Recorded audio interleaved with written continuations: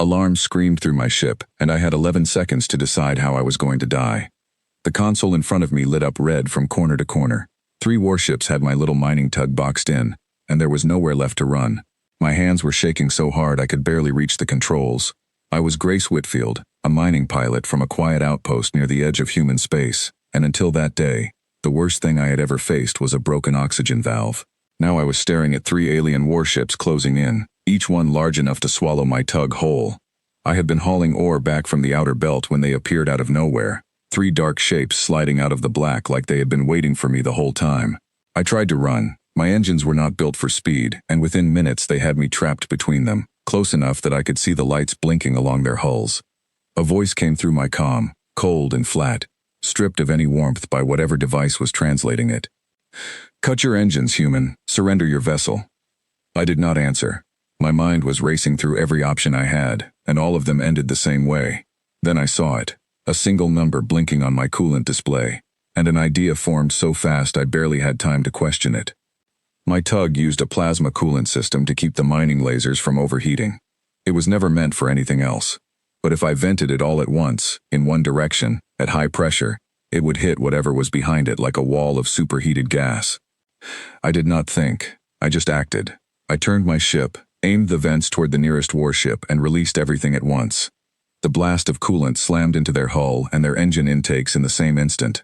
Alarms lit up on their side now instead of mine. I watched, frozen, as one ship lost power completely, drifting sideways into a second ship, and then a chain of small explosions rippled down both hulls like fireworks caught in slow motion. The third ship peeled away just in time, but the other 2 were finished, tumbling silently through space, lights going dark one by one. I had not meant to destroy anything, I had only meant to survive, but as the silence stretched out around me, I understood that I had just done something enormous, and I had no idea what would happen next. It did not take long to find out. A beam of pale light locked onto my tug and pulled me in like a fish on a line. My controls went dead, my engines would not respond. Within minutes, my little ship was inside the belly of the surviving warship, and armored figures were cutting through my hatch.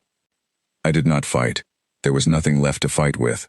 2 of them took hold of my arms, their grip firm but not cruel, and marched me through corridors that smelled like metal and something sharp I could not name. Every surface was dark, smooth, and cold. The only sound was the steady rhythm of my own footsteps and theirs, echoing together. They brought me into a wide chamber with a high ceiling and a raised platform at its center. Around me stood a dozen armored figures, tall and broad, with dark plating that caught the blue light of the screens around them. At the center of it all, seated on the raised platform, was one figure larger than the rest, studying a display that showed the wreckage of the 2 ships I had destroyed. Her name, I would learn later, was Thorek, commander of the fleet that had cornered me.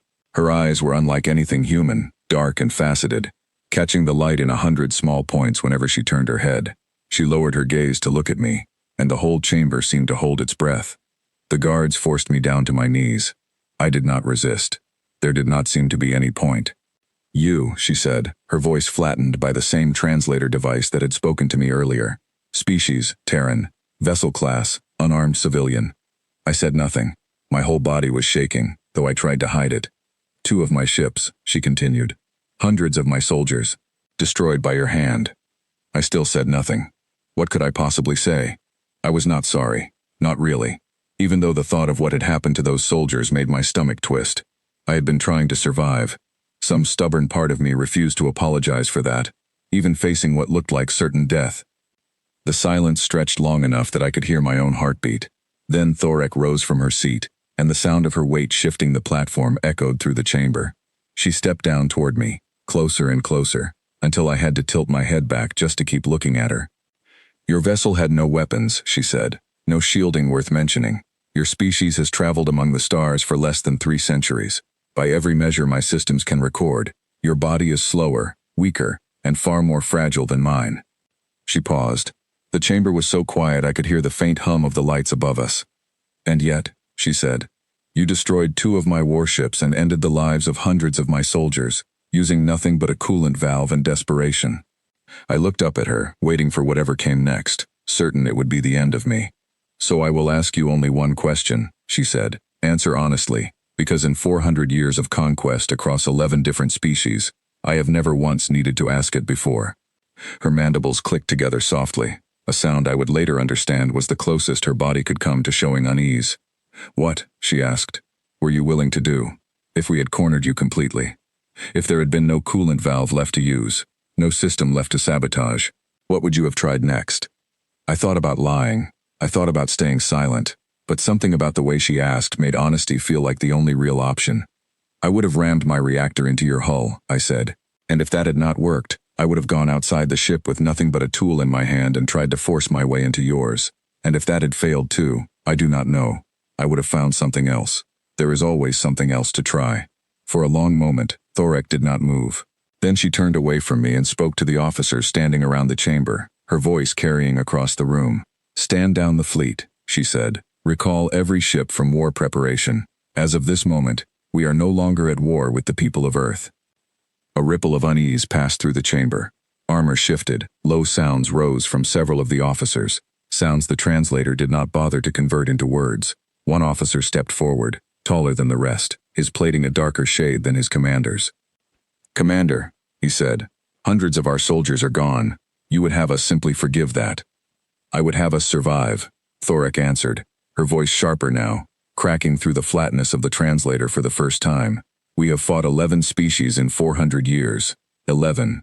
Not one of them looked at total defeat and answered the way this creature just did, without hesitation, already planning her next attempt before I had even finished describing the first. We are not facing a species with better weapons. We are facing a species that has not yet found a wall it considers finished falling. I would rather that wall fall somewhere else." She turned back to me and extended one hand, not as a threat, I realized, but as an offer. "I am told your people have a custom for moments like this," she said. "An exchange, when a war ends before it has truly begun. What is the word?" I looked at that outstretched hand, thought of everything that had happened in the last hour, and reached out to take it anyway. "Peace," I said. "The word is peace." I believed, in that moment, that the hardest part was over. I was wrong. They kept me aboard the ship while messages were sent back to Earth, confirming what had happened and arranging for my return. I was given a small room near the command deck, guarded but not mistreated, and for 2 days, nothing happened. I began to think the danger had truly passed. On the 3rd day, a young officer named Kalish, one of the few among the crew who treated me with something like curiosity instead of suspicion, came to my door looking troubled. She was smaller than most of the others, with lighter plating and a habit of tilting her head when she spoke, almost like a bird studying something unfamiliar.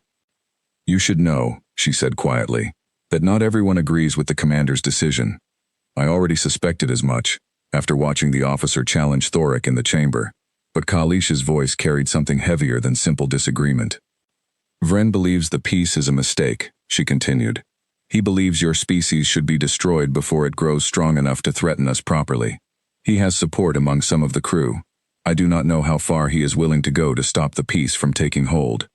I felt a cold weight settle in my chest. "I am just a mining pilot," I told her. "What am I supposed to do about that?" "Stay alert," she said simply. "That is all I ask." That night, I could not sleep.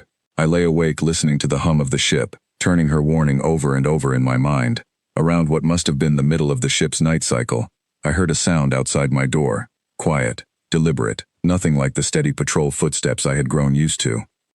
I sat up, heart hammering, and pressed myself against the wall beside the door instead of the bed, where anyone entering would expect to find me first. The door slid open slowly, and a figure stepped inside, moving with the careful quiet of someone who did not want to be heard. In the dim light, I recognized the darker plating of Vren. He carried something small in one hand, a device with a faint red glow, and for a moment, all I could think was that I had survived warships and coolant blasts only to be undone quietly, in a dark room, by a single officer who disagreed with peace. I did not wait to find out what the device was for. I grabbed the only thing within reach, a metal tray from my meal earlier that evening, and swung it hard into the back of his arm just as he reached toward the bed where he expected me to be. The device flew from his grip and skittered across the floor, and Vren spun toward me with a sound that was somewhere between a growl and a hiss. I did not have training for this. I did not have weapons. All I had was the same stubborn refusal to simply accept defeat that had gotten me through the battle 3 days earlier. I ducked under his first strike and shoved the empty tray hard against his throat, forcing him back a step, buying myself just enough space to reach the door and slam my palm against the alarm panel beside it. Lights flooded the corridor outside, and within seconds, footsteps were pounding toward my room. Vren lunged for the device on the floor, but Kalish appeared in the doorway first, moving faster than I would have believed possible, and pinned his arm before he could reach it. More officers arrived, and in the chaos that followed, I learned what the device had been for. It was not meant to end my life quickly. It was meant to make my death look like an accident, a failure of the ship's systems, something that would look like nobody's fault at all, while quietly reigniting the very war Thorek had just ended. If it had worked, humanity would have believed the peace was a lie, and the fighting would have started again, worse than before. Thorek arrived not long after, moving through the gathered crew with a stillness that silenced everyone around her. She looked at Vren, held in place by 2 officers, and then looked at me, standing with a bent metal tray still gripped tightly in one hand. "You survived him with a piece of kitchen equipment," she said, and for a moment I thought I heard something like disbelief beneath the flatness of her translated voice. "There is always something else to try," I said, echoing my own words back at her. Vren was taken away, and I never learned exactly what became of him, only that he was removed from his position and would not be given the chance to threaten the peace again. Kalish stayed by my side for the rest of that night, and for the first time since I had been captured, I found myself talking with one of them not as an enemy or a curiosity, but as something closer to a friend. The following morning, Thorek called me to the same chamber where everything had begun. This time, there was no platform between us, no guards forcing me to my knees. She simply stood across from me, studying my face with those strange, faceted eyes. "I made a decision 3 days ago based on one answer you gave me," she said. "Last night proved that answer was not an accident, and not a boast. Your species does not surrender easily, even when surrender would be the simpler choice. I do not know if that is a strength or a flaw," I admitted. "Perhaps it is both," she said. "Perhaps that is true of every strength worth having." She told me that formal terms of peace were already being prepared, and that Earth's leaders had been informed of everything that happened aboard the ship, including Vren's attempt to unravel the agreement before it could properly begin. A representative from Earth, a calm, steady man named Martin Voss, would be arriving within the week to finalize the details in person. Until then, I would remain aboard as a witness, and, Thorek added, as proof that peace between our peoples was not only possible, but already stronger than the effort made to destroy it. When Martin Voss arrived, he shook my hand with a firm, grateful grip and told me that my name would be remembered on Earth, not for the ships I had accidentally destroyed, but for the war I had accidentally prevented from ever truly beginning. I did not feel like someone worth remembering. I felt like a mining pilot who had been too frightened to give up and too stubborn to stop trying, even when trying seemed pointless. Before I left the ship for the last time, Thorek walked with me to the small transport that would carry me home. She did not offer her hand this time. Instead, she simply looked at me for a long moment, the way she had that very first day, as though she were still trying to understand exactly what kind of creature stood in front of her. 400 years, she said quietly. 11 species. And in the end, it was a woman with a coolant valve and a metal tray who taught me something none of them ever did. "What is that?" I asked. "That the end of a fight is not always where the story stops," she said. "Sometimes it is only where the real story begins." I stepped onto the transport and watched her ship grow smaller through the small window, until it was nothing more than a dark shape against the stars, the same stars I had once feared would be the last thing I ever saw. They were not the last thing I saw. They became instead the beginning of everything that came after. A peace built not on strength but on the simple, stubborn refusal to ever consider a fight finished while there was still something left to try.